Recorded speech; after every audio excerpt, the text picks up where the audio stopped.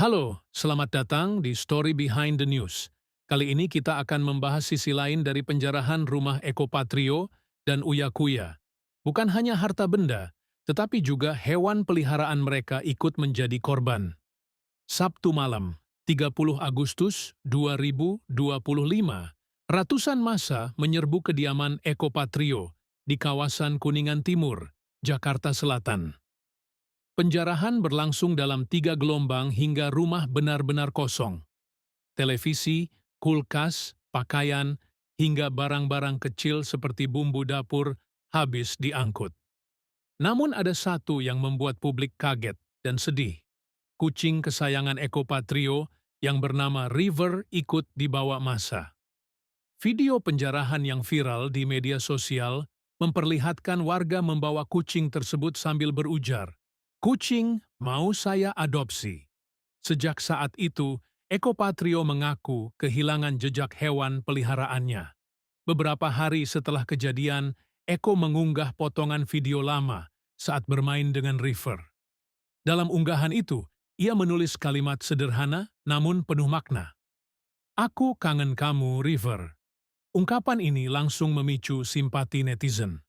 Banyak warganet membanjiri kolom komentar dengan doa agar River bisa kembali ke pelukan tuannya. Di sisi lain, nasib serupa juga menimpa keluarga Uya Kuya. Rumah Uya yang terletak di kawasan Jakarta Selatan ikut dijarah massa. Sejumlah barang elektronik raib, namun yang mengejutkan adalah kucing peliharaan.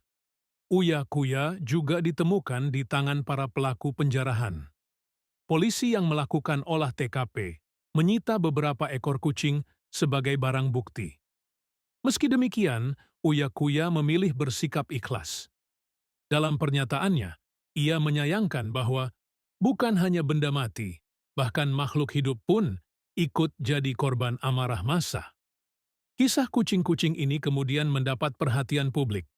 Penyanyi Dewi Persik bahkan sempat mengunggah video dirinya merawat salah satu kucing Eko Patrio yang berhasil diselamatkan.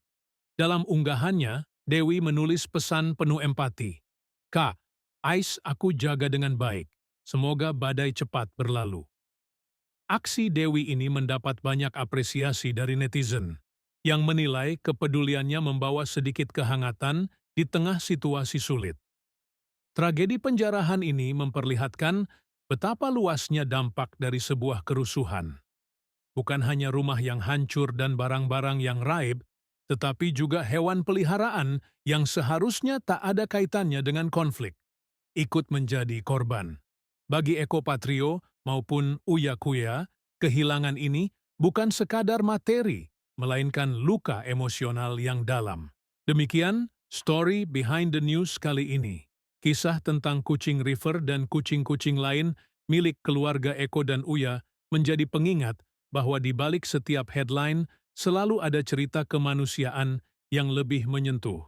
Sampai jumpa di episode berikutnya.